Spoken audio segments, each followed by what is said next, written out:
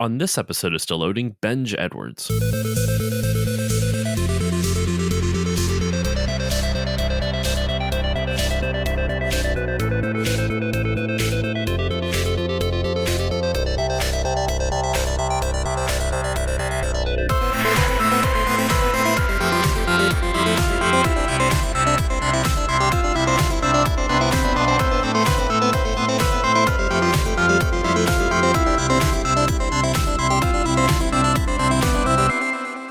Hello, everyone, and welcome to this new episode of the Still Loading podcast. I'm your host, Josh Koval, and today on the show, I have a special guest for you all.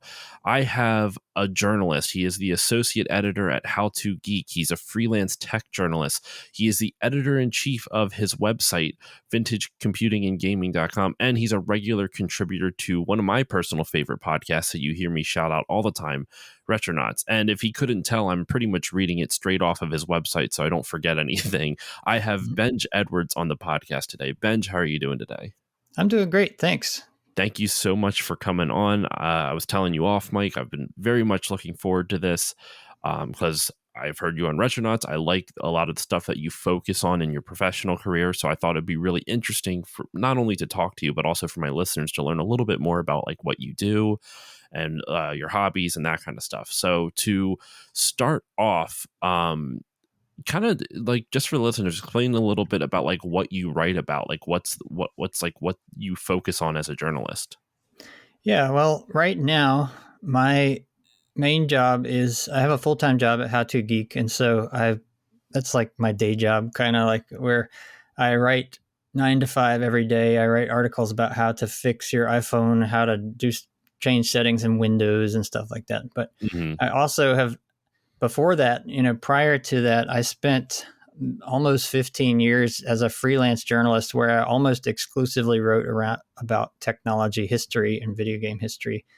And so they let me bring that side of me in. And usually on a Friday or so, I will write some kind of tech history article for the site. And those have been doing really well for them, and they enjoy them. And I try to bring in, whenever I can, I try to bring in some quotes from big names and stuff that give them a little bit more weight than just me saying, oh, this is the anniversary of this, and reading a Wikipedia article and regurgitating it or something, So I try to do a little reporting, even though I don't have a lot of time. Like it's prior to How to Geek, I would spend weeks or sometimes even months on an article if I was doing some big in-depth thing. And at this site, I spend like a day or two, like a couple, like 16 hours total per article. So it's a fast turnaround time on those. Yeah, but it has a positive side, which is I don't get too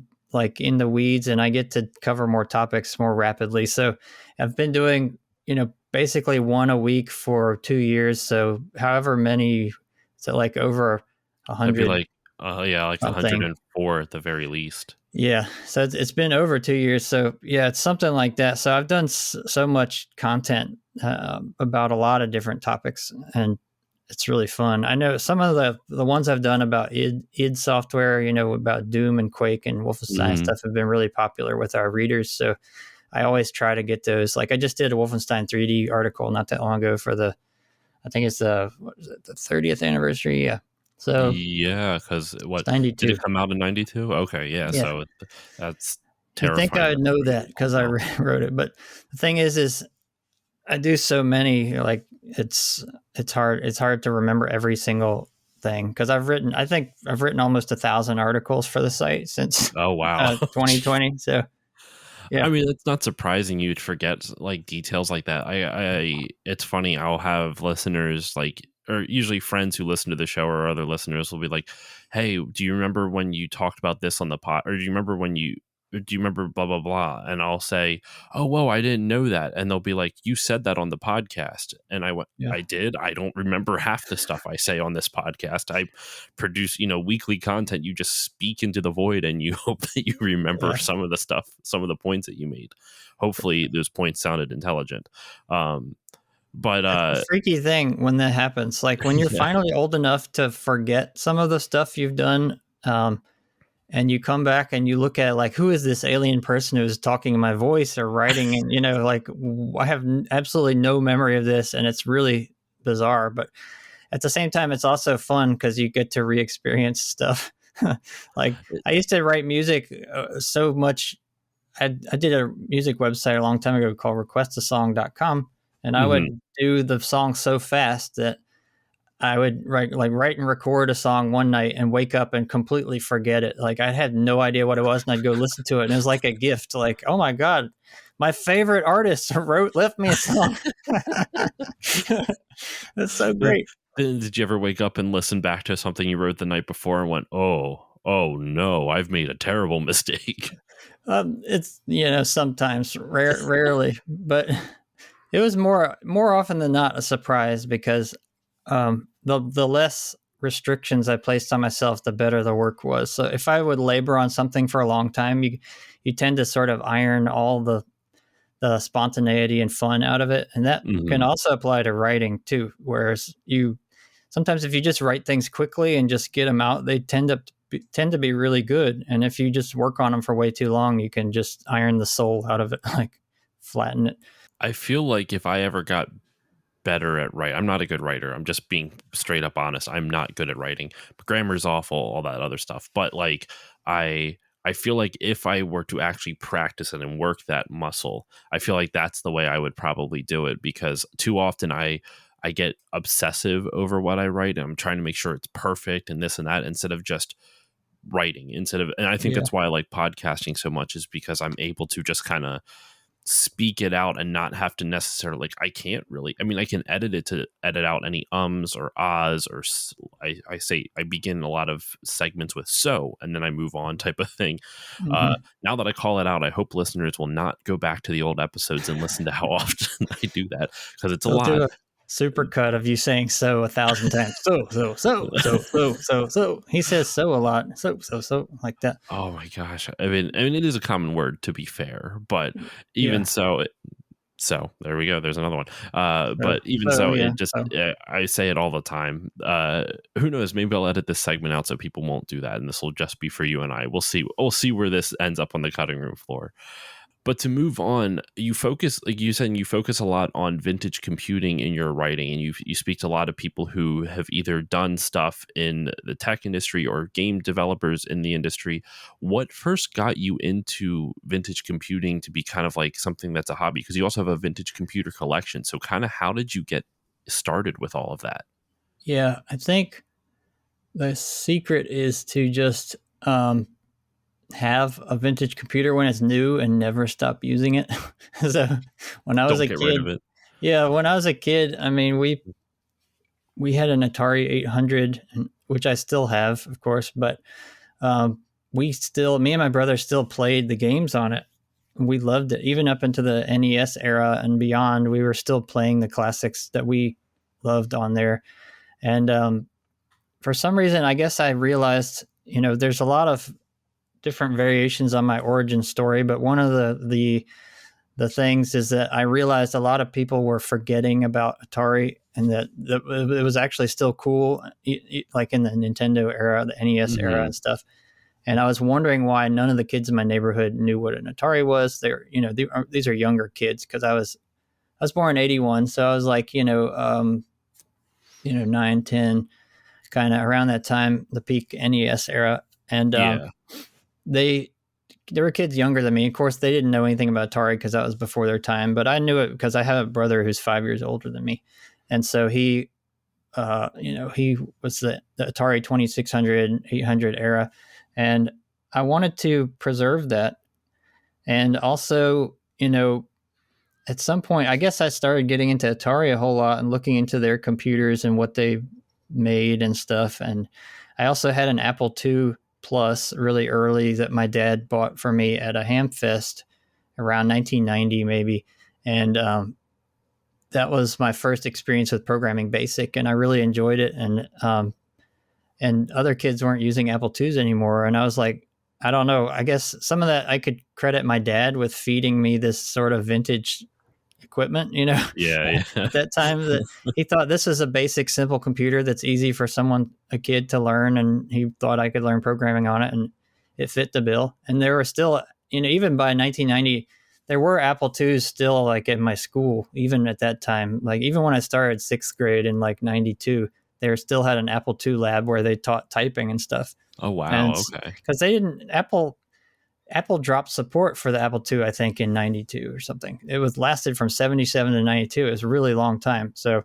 but anyway, so at some point I realized that in this boring beige box PC world that there was a whole generation of computers that came before that were getting thrown away and forgotten. And I'm like, I need to preserve this or save this for whatever reason. I thought about like, people are just going to throw this away and they'll forget about it, but it's wonderful and awesome. And this is even me as a 12-year-old. I was thinking, I don't know why I was thinking this way, but I started asking around and collecting every old computer I could find from everybody, from friends and family, and then yard sales, Hamfests, and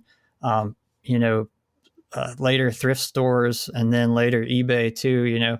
And so I just started collecting them all to preserve history, and I want to open the world's first computer museum, which is funny because hey, I mean, there's crazier things. There's crazier museums out there. So yeah, I mean, they little did I know. I mean, there was, I guess at that time, the Boston Computer Museum was sort of getting off the ground in the early 90s and stuff. So, but there was no computer history museum anywhere at that time that was major. And so I ended up, building it in my garage and then just sort of overflowing with computers. Now I'm dealing with the consequences. Well, I remember seeing on Twitter a year ago or so, you started selling off some of your vintage computer collection, right? Or like donating it to different places. Yeah, I got up to a point where I had, I think, over 300 computers and so all cool. the accessories and everything for them, which takes up even more space, like in boxes, like keyboards and mice and disk drives and cards and whatever, and manuals. And I had thousands of magazines and stuff. It was just insane. Like, and I had to, I knew I had to move. My wife wanted to move, and I had to think about downsizing because I thought moving all that would be a nightmare. Yeah. And it was. I didn't sell it before I moved. So I moved in 2018 and I lost like 50 pounds, like literally me manually moving stuff 7 miles apart between two houses over a summer. It took me 3 months maybe to do it. And it was like thousands of pounds of equipment and everything. And it was just a nightmare. It was a psychological blow too. I mean, it was like, my God, I think I've never been the same after that experience. So I had to get rid of something. And I ended up, I think the Media Archaeology Lab in Boulder, Colorado, which is run by the University of Colorado at Boulder, they got a donation from a guy who basically paid me to pack up and ship that stuff to them. And I sold them for a nominal amount, but the real cost was my labor time because it took me several months to pack up. Well, I packed up about 100 computers. I still have like 200 something computers, but I packed up a bunch of stuff. I threw in a bunch of extra stuff, and I packed it really well, put it in a shipping container and sent it across the country. And they have to deal with it now. And they've been, sorting that out. And then later he also did the same thing with my magazines. So they have all my magazines, which is good. They all went to a good place. And that's good. I'm still downsizing. Like I still have way too much stuff, and my garage is overflowing with crap, and I need to like get rid of stuff. It's just too much now. But I saved it long enough where, the world has finally seen the value of this stuff, the history. Like for a long time, I was like, I got to keep this until people appreciate it, or else it'll be lost forever. And now I see that, there are more universities and museums and things interested in this stuff. And so it's not just me hanging on some dude in North Carolina with a garage full of computers. Now it's, a much bigger issue and movement of history and academics getting into it and stuff. So I feel like I can let go, of some of that. you're not the sole person responsible for keeping this history alive anymore. You see other people in the field doing the Lord's work, as they say. Yeah. That's That's really cool, though. the same is true with retro gaming is, we were once Mhm. all, separated with before the internet and before a lot of the social media stuff. We didn't know of each other around the world, the collectors, because there aren't very many. Like, who knows how many computer collectors are in North Carolina? Like, I know of maybe 2 other than me. And okay, then there's LGR Clint. He's a free Mhm. or something, but the there aren't that many, and we wouldn't know of each other unless we had Twitter or something, or Facebook. Yeah. And so the retro gaming thing has grown so incredibly dramatically in my time. Especially over the quarantine. Yeah. And there was a time when, I had a website in 1996 or 5 about classic computers, and classic gaming is what we called that time. And it was hard to find anybody who was interested, even online. And then it grew slowly. And then I had a blog, and then there was, I had the only blog about it for a long time. And then it's just grown so dramatically so that I don't even know everybody in the field. And that's how I see that it's so big around the world, and they don't know who I am, and that's fine. But it just means it's big enough to sustain itself as a like a discipline of some kind, to appreciate and preserve this stuff, if that makes sense. No, it's funny because there's even so my uncle, for example, I wouldn't call him someone who preserves stuff. He's more of a hoarder, is the better. And I shouldn't even actually, hoarder is a negative. He's not a hoarder, but he is the type of person who doesn't throw out a lot of stuff. And he actually has like a T99 or TI, what's 4A 99? What's TI the 99 4A? Texas? Yeah. That's what I just was mixing it all up. Yep. He's got 2 of them from when I played it as a kid, even though I was born in 89. So it was way before my time. Yep. I shouldn't say way, but it was definitely a couple of years before my time, but I still played it as a kid because my uncle had one. And then even so, I still have, this isn't as old, but I have like an old Mac computer from like the mid 90s. I forget what model it is. It's still in my parents' basement. I've told them don't throw it out. Yeah, don't throw it out. Macs are worth a lot now, in general, if they work, especially.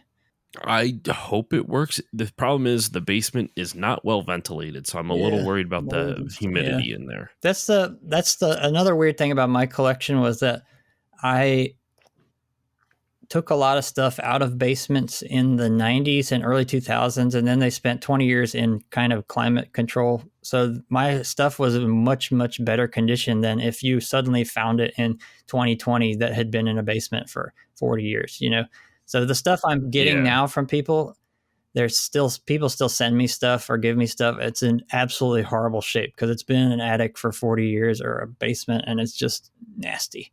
So, whew. Yeah. How hard is it to clean? Do you end up cleaning up those computers and get them to work again? How hard is it to do that if you sometimes, yeah. I will sometimes completely disassemble something and run some components through the dishwasher, even like to get junk really? off. Yeah. Like literally the dishwasher? Yeah, it works great. What? Yeah. Okay. I was not expecting that, because you think like electronics, and like I understand you have to use something to wash it, but the idea of putting electronic in the dishwasher just seems counterintuitive. Well, the funny thing is my dad was an electronics engineer, and they made their own PC boards, printed circuit boards for their own products. And they actually used a dishwasher to wash some flux off of their boards and stuff like that. They actually had a dishwasher. And the funny thing is that it's the water that's the problem. So if you can get all the water off of it and out of it everywhere before it corrodes, then you're okay. And also you don't want to use some kind of harsh detergent that will etch away at like the plating of metals and things, because a lot of dishwasher detergent is very, like, I don't know, like it's very strong. I don't know if it's acidic or base or whatever, but it's very volatile, and also they have enzymes and stuff. So I typically try to just wash plastics in the dishwasher in a cold so it doesn't melt up. Okay. But I've also, like, if a board is completely nasty and it's not a one of a kind thing and I just need to clean it, I put it through the dishwasher. And then dry it thoroughly so there's no trapped water under anything, and then it's fine and it works great. It's clean. So yeah. That's wild. Do you put it in? Do you do like what people do with their phones? Put it in a bag of salt? Not salt. I'm sorry, rice. Salt. Yeah, I've heard that rice thing is sort of a myth. I've heard the rice thing is sort of a myth, and it doesn't really work, and it could be damaging or something because it gets dust. Like the rice has this dust that gets everywhere. It's really nasty. I mean, I know my wife used it before and it worked, but I don't know how much the dust would have damaged it. It wasn't working at all before the rice, and it did work after the rice. I tried it. So it could have nothing to do with the rice. Like could just have dried out. My wife or daughter, I don't remember who it was, dropped their iPhone in the toilet one time, and I pulled it out and we let it sit, and then it stopped working, and I opened it up and it was just full of water. Like there's no way rice could get that out because it was trapped in there. And one of the problems is that like if you have, if you put a bottle underwater upside down, and you don't let the air get out of it, first of all, the water doesn't really get into it. So you have to have two holes, one for the air to escape, for the water to come in. And if you get into a situation where the water is sucked into these small holes, there's like no way to get it out without displacing it with air or something. So you have to totally take it apart. You can't pour, like if you had a closed bottle with nowhere, I'm imagining the little holes on the bottom of an iPhone, like a charging port or like a microphone port, and there's nowhere for air to get in, for the water to get out. It won't come out. It'll never come out. So you have to take it apart. It's just crazy. Yeah. It's air pressure and stuff. So you heard it here first, listeners. The rice method may not be the most safe way to fix your waterlogged electronics. So keep that in mind. Now that we've talked about your vintage computing collection and how you kind of got into vintage computers, how did you get into journalism? And what made you want to tie your love of vintage computers to being a journalist initially? Yeah, that's a great question. I started a blog, first of all, vintage computing and gaming at vintagecomputing.com. And I think I had been reading blogs for a little while before that, like less than a year, around 2004, 2005. And I thought, hey, I could do this. It'd be really fun to write about what I enjoy, my hobbies and stuff like that. And at one point I was really excited about this NES clone called the Generation Next NEX. And that was created by Messiah, which is a completely modest name, by the way. Messiah of all things. Like, we're just going to completely resurrect the Nintendo. We'll just call it Messiah. We're just the Jesus of Nintendo now. Anyway, so Messiah created the NEX, and the press hyped it up like such as it was at the time, the blogs and everything, like it was going to be awesome because they were parroting press releases. And I bought one and it was absolutely horrible. And I said, man, I got to tell people about this. This thing sucks. The compatibility is terrible. The colors are off. The sound is off. And I was so disappointed that it inspired me to write this horribly scathing review of it. And I put it up on my blog. Like, first I posted a couple of, so it didn't look like it was just the first post on my blog. I put a couple other posts before it, so it was like post number 3. And then I sent it to like Kotaku and Joystick and whatever. And it was a huge hit. Like, I got thousands and thousands of page views. I was like, wow, I've been doing it the wrong way, because I'd been messing with music and trying to get, attention that way. And I got more traffic in just that one post than a whole year's worth of like my music site, So I was like, wow. And I think that attack and the, follow-ups probably sunk that little company, but they, it's not my fault because they made really crappy products, unfortunately. No, you just gave an honest review. If they made a good product, then it would. Yeah. The backlash wouldn't have been there. Yeah, I wasn't trying to destroy anyone. I just was trying to inform people that, hey, this sucks and what you've read about it is wrong. So that's what started my career. And then I blogged for a couple of years, basically throughout 2005, the end of 2005 throughout 2006, and started, I did some blog posts for Game Set Watch, which was Simon Carlos's blog at the time, and, unpaid posts. And then I applied. I think at some point I was like, hey, you could do this as a freelancer for a career or something like that. And I, wrote some people for advice and got some advice on how to do that. And then started in 2007, maybe early writing for money for like One Up and PC World and stuff like that. So that was my transition. I guess I was naturally good at writing. I thought I wanted to be a writer when I was in high school. For some reason, I wanted to write the Mhm. Great American Novel or something. But I just never had the patience to sit down and do it. So I can feel you on that. I wouldn't either. yeah, and so I never would have expected though to be a career writer though. For even though that was my ambition then, I thought, wow, I'll have to go to college and be like a computer science guy or something. So I don't know. So through the blog I did that, and I just through necessity of needing to make money, I started writing for money, and then I just started writing for bigger publications. And I didn't make a lot of money, honestly. It's not a good business to write freelance journalism, but now I have a steady paycheck, so I'm relatively happy. Yeah, That's good to and health hear. insurance, I've and which is the greatest I thing. feel like and I even feel like even if it was like a good gig to write freelance, I feel like it's still scary because essentially at that point you're kind of like a working actor, but instead of, trying to look for your next part in a movie or something like that, you're just looking for your next place that's going to post your article and you that you can get paid for it. Hmm. So it just seems like a lot more stressful of a job because it's like there's no security net underneath Yeah.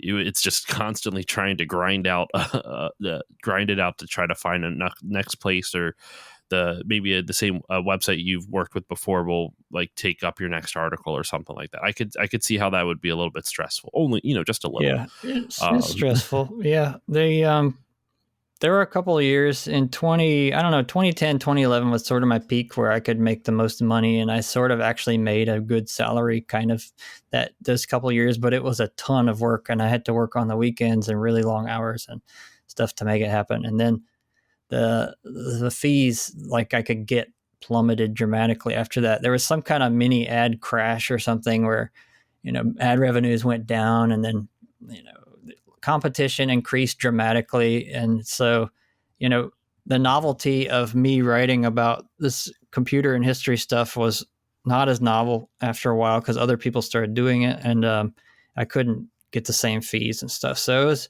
was a tough mhm. time, but I did a lot of work that I'm really proud of, and that has made a lot of good connections for me with people like Steve Wozniak, for example, or Mhm. any of the stuff I did about Jerry Lawson or Ed Smith or Carol Shaw and stuff. A lot of that work I've done is being cited in books and museums and all this stuff now. So even though I suffered for it, I think it was worth it, because that was my goal, was to not, it wasn't to make money, is to preserve this history. And And you've interviewed a lot of really amazing people besides the ones that you mentioned. Like, I actually remember I was trying to find a way to contact Carol Shaw to get her on the podcast. mhm.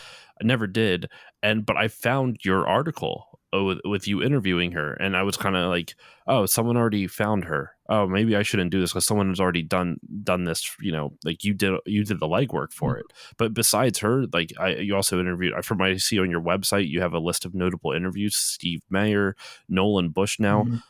Bushnell, excuse me, Ralph Baer. He's passed away since, Mhm. right? That was somewhat recent, That right? was in 2014, I think he died. Was it in Yeah. 24? Who was I thinking of that passed away like a couple of years ago? Who was like a pioneer of, maybe it was Ralph Baer, and it's just Well, time is an yeah. illusion to Ed me. I Dabney can't. died, a few years ago, 3, 4 years ago. I don't know. The co-founder of Atari. I knew him too.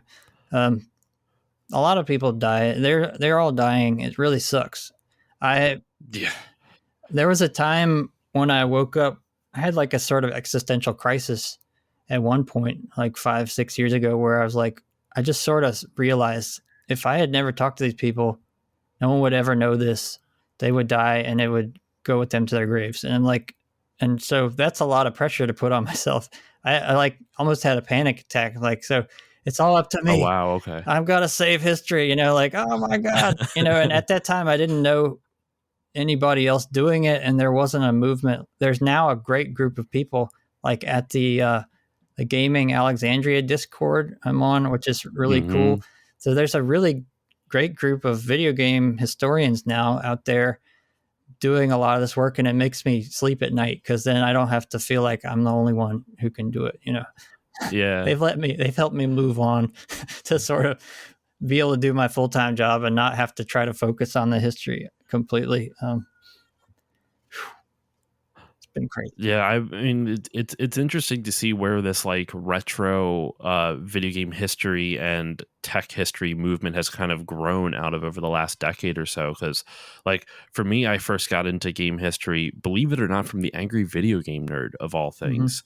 And it wasn't. I mean, I liked his videos and whatnot, but it was when he would review stuff that were it was like some type of peripheral add-on where I'm like, whoa, this existed on the NES, or you could do this on a Sega, and I'm like, that's really interesting. I had no idea, and that was kind of like the seed, that planted a little seed. I'm like, oh, that's really interesting, and it just kind of blossomed out from there to when like. What is it? You would know more about this than I would, but the Play-Doh computer systems, like it was talked a bit about on Retronauts.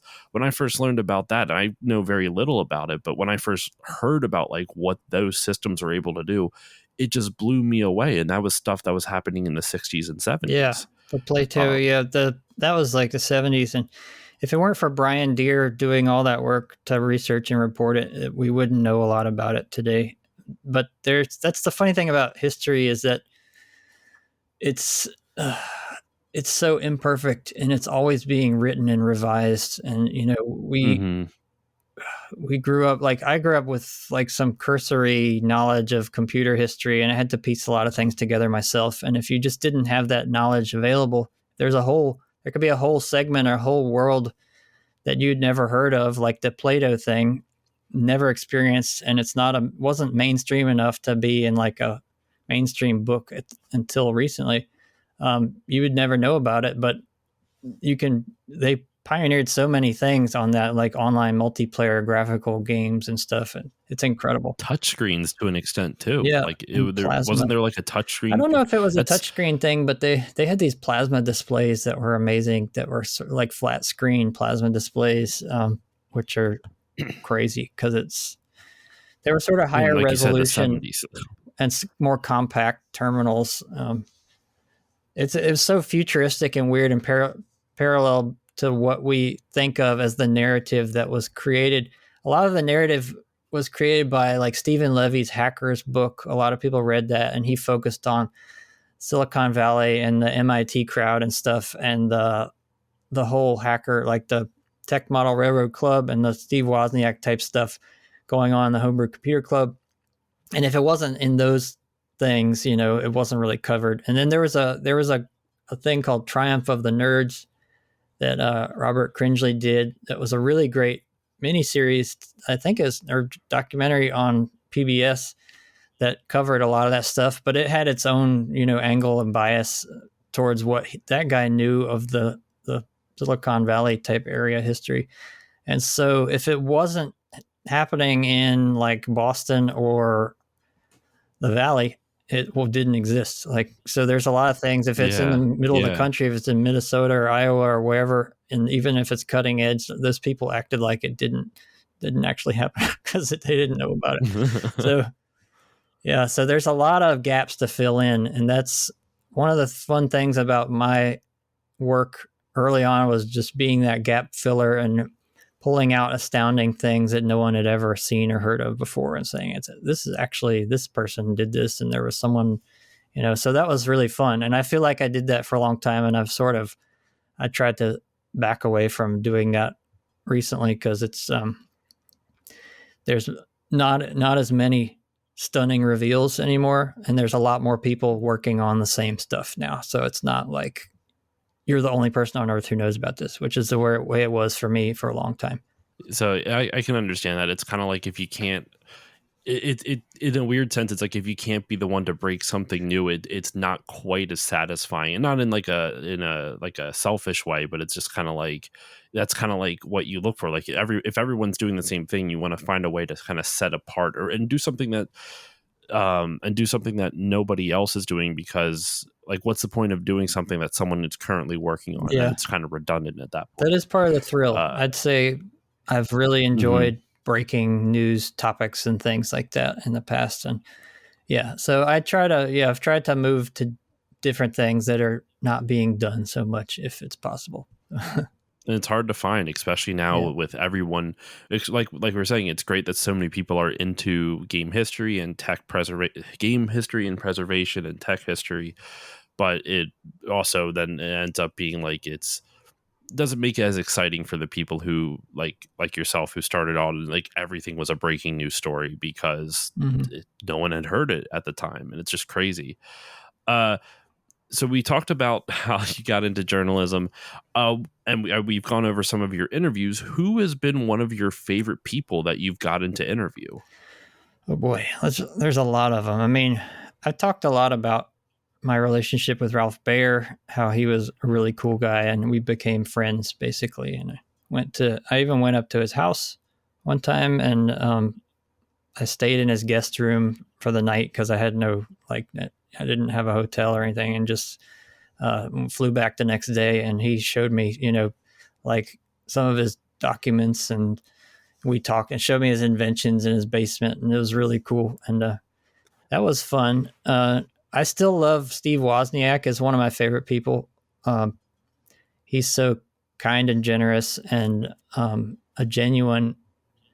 You can just tell the genuinely kind, good people, and like some of them are like Steve Hmm. Wozniak and Ralph Baer were both very good people who weren't out to like manipulate their history or try to manipulate you as a journalist or whatever. They just Hmm. are like they have nothing to hide necessarily, and they're just kind and actually generous and stuff. And there's other people who you see the people. I'm not going to name any names, but there's people who try way too hard to control the narrative of history, and it's almost Oh, I'll ask you embarrassing. off mic for those names. I won't. Yeah, it's almost embarrassing. And then there's people who are absolutely paranoid about it, and they barely want to talk to you and stuff. And those aren't fun. But I really enjoyed talking to Carol Schaff. She was really great to talk to. Um, Ed Smith is one of my favorite people. He's one of the African American pioneers of video games who worked on the Imagination Machine in the Hmm. 70s at APF in New York. And he and I have, become friends somewhat too, because he's a great guy. So I love the great guys, the nice people, the, you know, people who there's a lot of like, there's some people who don't want to share credit. They want to showboat and like sort of be the center star of everything, but the world doesn't really work that way, as there's always a collaboration going on. So there's people who accept that, yes, I did this one thing this one time and it was cool, but it wasn't just me. There were other people around me doing this stuff. And I really appreciate talking to those kind of people. And there's, yeah. And even if for some strange reason in some crazy world that they did create something completely on their own without anyone physically helping them with it, that's still not 100% true, because they're still the products of their upbringing and the products of the people around them and their influences and the people who encouraged them. So even if no one else directly worked on a project, like that's a weird mentality to have that kind of ego around a big thing when you're like, besides the fact that it's next level impossible to make, especially in computers and tech and stuff like that, in games, like it's a collaborative thing. It's Mhm. almost impossible to do something completely solo. But even if you take out that, like the person's still a product of their entire life, like of the world and culture around them. So Yeah. like there's always going to be someone that helped shape them to get to where they are, negatively or The positively. whole, yeah, Uh, there's a lone inventor kind of mythos that we have in American culture where we pick one person like Steve Jobs or something and say he's the inventor of this or that. And it's just a cultural narrative idea. I don't think it's shared across all cultures, but it's an American thing. It's like we have this independent spirit of entrepreneurialism and one person changing the world kind of thing. And that fits into that mold of that storytelling. There's like an archetype of a story that's told by journalists, and it's all stories, it's all culture, it's all variable and subjective. There's no hard facts, completely 100% ironclad anything in journalism or history. It's interpreted, and there's some have much more veracity than others because they're backed up by study and and by like backed up by corroboration between sources, sure, but there's a lot of interpretation going on. And I was gonna say there's one other thing. Another favorite interview I just remembered. Another favorite interview of mine was I got to eat lunch with Tim Sweeney in 2009 in Cary before he was now he's a billionaire, I guess. But Yeah. we had just the most fun time talking about ZZT, his shareware game, over lunch, and it was just cool. And I've been trying to get him to do a follow up, but he's so busy. He's like, maybe sometime, But anyway, I was going to say, I to kind of reference back to what you're saying about this idea of like the lone inventor, the sole proprietor of some idea. I think a lot of that comes from how we're taught in school. Like we're taught, Alexander Graham Bell invented the telephone. He didn't really, but that's what we're taught. Thomas Edison invented the light bulb, and we're taught that about it because it's easier to teach that. It's easier to teach that than to describe the messy collaborative process that went into creating these things. And because didn't Alexander Graham Bell even work for the patent office, and someone else patented the telephone, and he just had there's a whole thing with that he probably stole it. It's not been documented, but it's pretty damn shady nonetheless. Yeah, or maybe possible. It has been, and I don't know. But it's stuff like that. So I really feel like it comes from just the way it's taught, and it's not necessarily done to be malicious by the education system. It's just this is just the way it's been taught, whether just for either sake of ease or just that's how they were taught type of thing, just passed down. So I wonder if that's where I feel like that's where it comes from. That would make sense to me. But I've put a lot of thought about this because I'm a historian, or amateur historian technically, but I'm a writer of history, and I compare it to math, and rounding is my metaphor. Like when you can calculate pi to infinite digits, but no human mind will be able to comprehend it. So you have to round it to 3.14 or 15 or whatever, something that can be understood by a human brain. And I feel like history is the same way. Whereas there's an infinite cascade of causality between every event, every molecule crashing against another. You could go to any infinite level of detail if you wanted to explain things, but at some point you have to chop it up into little pieces that a human brain can understand and understand quickly. And also, obviously, if you teach certain things a certain way, it fits a cultural narrative too. Like if you say George Washington chopped down his cherry tree, I cannot tell a lie. I mean, there's a reason why they teach kids that. It's to teach them some kind of moral lesson, right? So it doesn't matter if it didn't happen or if it's not accurate. It had a lesson behind it. And if we teach our kids that Steve Jobs was this wonderful inventor who before he was 25 was worth millions of dollars and whatever. I mean, there's a reason why we might teach children that too, because we want them to be entrepreneurial or whatever. It doesn't matter if it's not completely accurate in every way. It's a cultural idea. And this is the thing that I even ran into this. Bill Gates, of all people, wrote an article 20 something years ago, 25 years ago, about the problems they had with compiling Encarta, the encyclopedia for different regions, because every region has their own set of facts. This person invented the light bulb in this country, and another country, another person invented the light bulb, because they are like a Brazilian invented flight to Brazil, but to here North Carolina we have the Wright Brothers. And it just depends on how you parse what they did and how you qualify what they did. So the Wright brothers had controlled, powered, sustained flight, and they were the first, but someone else had controlled, powered flight that wasn't sustained. And then another person had uncontrolled powered sustained flight. And then so every region gets to claim their own hero. And that's part of the culture. And that's why I wish that people could see that history is so plastic and fluid and is completely culturally biased. And I mean, there's no way you can get around that because we're not machines. We're just people. And, we think in terms of stories. I think that's our main like mental model is this some kind of prehistoric campfire story where we have like we tell something with a hero and an antagonist and a conclusion. Yeah, And it has yeah. to just fit into that for our human brains to understand it. And so, sure, there's people who spend their whole lives studying one topic at a university, like an academic, but you can't translate that into a second grade history class. You have to put it a couple sentences. So how are you going to sum all this up into just a couple sentences for a little kid in second grade to learn? So it becomes Thomas Edison invented the light bulb. See?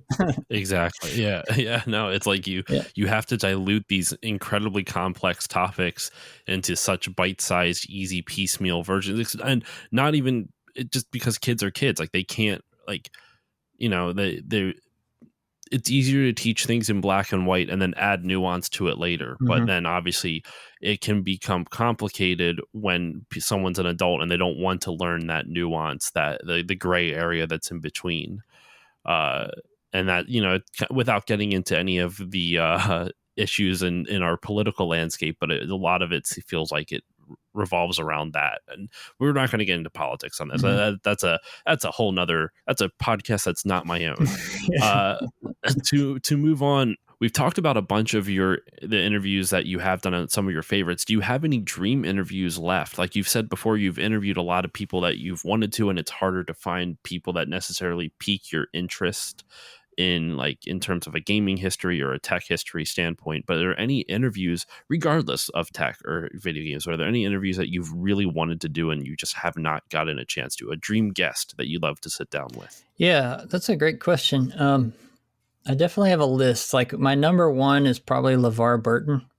I absolutely love and admire Levar Burton. Yes. And he would be great. I've talked to him on Twitter, briefly, like little tiny exchanges over the last 10 years, and he's such a cool guy. And I'd love to explore like his, the cultural impact of his work and talk about some of that, reflect on that.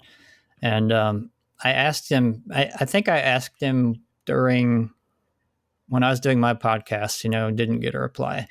But there wasn't a good hook or angle or anything at that time because it was a tech podcast, But yeah. And there are people like, I don't know, like I'd love to interview Paul McCartney or something because he's, my favorite musical artist of all time. But there's no, justification for doing that in what I do. Well, you could make the argument that since the Beatles quote unquote created stereo, you could loop that in, like shoehorn it into a tech thing with stereo sound. Yeah, that's funny. Yeah, they do the history of stereo sound and computing, and then you would cover the origin of stereo with the Beatles, interview Paul McCartney, yeah, and then how it went into. They didn't create stereo, computers. though. You're misinformed. They didn't. Yeah. That's one of those things they taught you in elementary school. It's not accurate. Yeah, this is the Thomas Edison invented the light bulb of music. Apparently, Paul McCartney invented stereo. No, stereo originated in the 50s, like stereo LPs and stuff. But they actually, the Beatles did stereo horribly for a long time. Their stereo releases were really weird, and they were like the second rate. They focused on their mono releases first. But I really wonder where that narrative came from, that the Beatles created stereo. I think you just made it they up. helped pioneer it. No, I heard it from other people. That's the weird thing. I didn't. They did really, I'll just make it up. Weird stereo mixes that were bizarre, and it had nothing to do with the actual Beatles. I think it was some of the engineers were making those stereo mixes, and they were like all the drums and everything were on the left, and all the vocals were on the right, and they would like swirl around and stuff, and it was crazy. And so Giles Martin, who's been remixing and remastering, has sort of tried to fix that by making a more modern style stereo image, is what you'd call it, by, making it a little bit more balanced, not all on one side or the other. Anyway, that's the Beatles. I could do a whole nother podcast on the Beatles. You should totally do that. You should just do I don't know. I don't know what you'd call it. There's a podcast for Yeah. everything. You know, uh, okay. Now that we've talked about how you got into vintage computing and collecting, and we've kind of talked a bit about your career, I wanted my listeners to get to know a little bit more about you, since this is a gaming podcast. How did you first get into gaming, and what are some of your favorite games? Yeah. First get into gaming probably when I was a baby. My my brother, we had that Atari 100 I mentioned. I played some games on that when I was a kid, like Donkey Kong and basketball and asteroids and whatever. And then, I loved the NES when it came out. I thought Super Mario Brothers was absolutely magical and wonderful experience. And I was mostly Nintendo focused throughout the 90s, although I, got a Sega Genesis and a Master System around the mid 90s too. I was messing around with those, but um, the Nintendo software is so delightful. It's just so well Hmm. done. No one else is world class. No one else can match it. And also computer gaming throughout all that. I played a lot of shareware games when I ran a BBS as a kid and teenager, like from 92 to 98.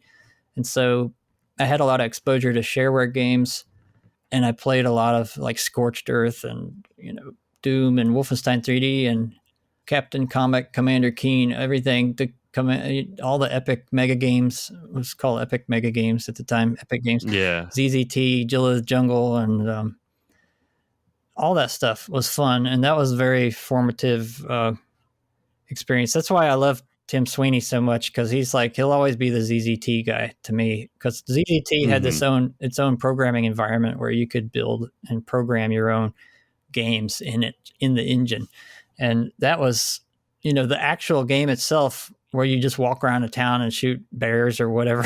It's not that exciting really, but the fact that you could program your own games in that engine was absolutely incredible. And it spawned a big following. And Now, before you go on, for those who don't know what ZZT is, could you give just a brief explanation of it? Because most people, in all honesty, actually bet you most of my listeners don't even know what shareware is, because I haven't really done a lot of computer stuff on my show yet. Yeah. Well, luckily I've written articles both about shareware and ZZT on How to Geek, if you want to look those up. But shareware is a concept where people would give away a copy of a game and ask them to, if they liked it, to send money to either register it or get a, code later. It's like a proto Patreon almost. Yeah, it's like it was sort of like the first game demos basically were invented through shareware, where you could send it out, and if you like it, you could pay for it. Or later, Scott Miller of Apogee pioneered what was called the Apogee model of shareware, which is the most lucrative model, which is they would give away the first episode of levels for free and say, if you like this and you want more, send us money. And that made them tons of money. So they would send, people, that was like sending out the demo and having, with the registered copy, you'd get, 20, 40 more levels or whatever.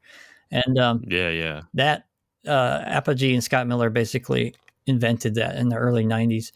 And ZZT was Tim Sweeney's first game for Epic Mega Games, which is now called Epic Games. And that was created in 1991, and is entirely text-based game for the IBM PC that uses ASCII character cell graphics, like the text mode on an IBM PC. And with a little smiley face character is your person that you walk around on the screen with the arrow keys. And you can collect torches for light and shoot with bullets. And so it's very primitive, and it's like an overhead view of you walking around town or a village or a dungeon, and you just collect gems and try to solve puzzles. But it had this built-in game engine that you could, like an edit mode, that you could make your own games. People even made other genres in it. They figured out ways to make little shooters like Space Invaders. And I even saw a weird racing game once where it captured the little player in a box, and when you move the player, it hit these program buttons within the engine that would move another thing around a track, like a character around the track. So just inventive solutions like that. It's really fun.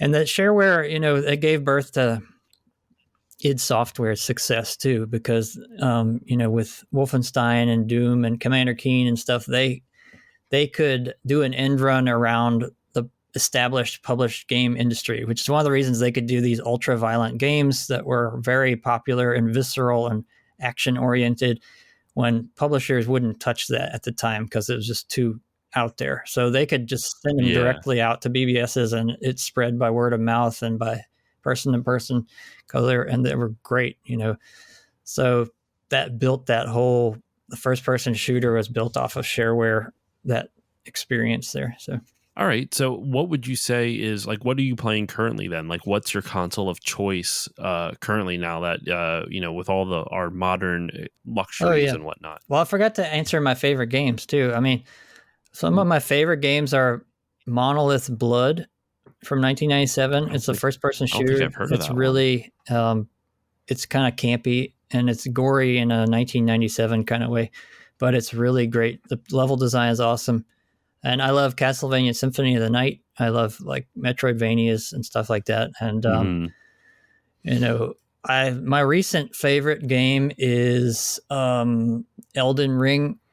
I've been playing that on the PS5. I have a friend who's sent me a PS5, and I've been slowly paying him back because I couldn't afford it at the time.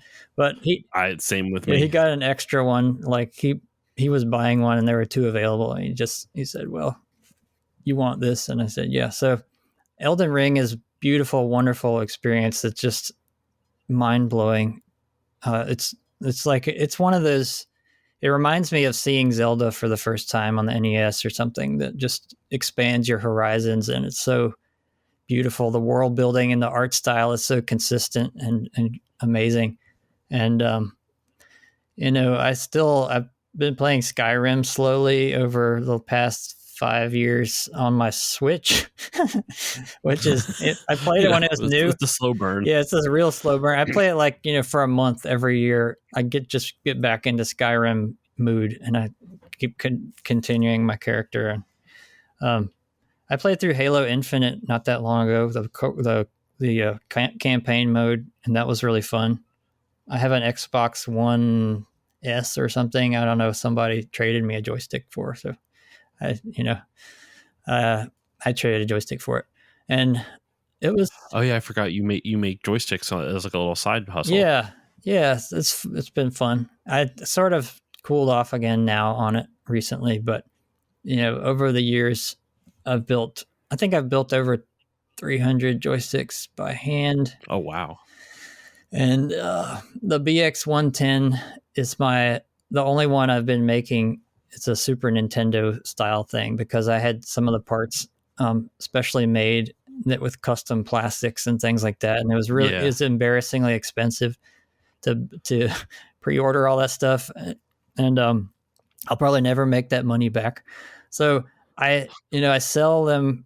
When I sell them for a lot of money. They're like, I wanted to sell them for $100 a piece or something, but they take, even with this stuff, I have to order all the parts at like retail prices, and then it takes me a while to put them together, and it's just like not worth it if I don't sell them for something like $200 or something. So I sell them for 200 to 220 variable, and I still don't make a lot of money on it or anything, but people want them so bad that I have to stop. Like I'm only selling 5, and then I stop, and so every once in a while, if I need something, people are happy to trade. Like I'll build them a joystick, and they'll trade me something that's worth roughly $200 or something, and I've gotten a lot of cool stuff that way, and people are happy. They love those joysticks. So, I'm not doing it as a business. It's sort of like a hobby that they pay me for my time to assemble it in a way, but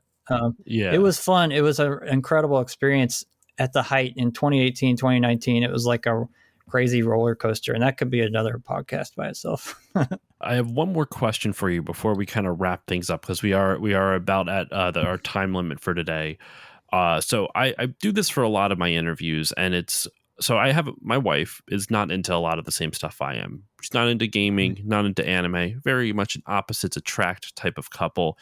But I always ask her, like, hey, if she has a question, for my guest. She doesn't know anything about my guests, doesn't know anything you do. So this is the segment of the podcast called Questions from Courtney.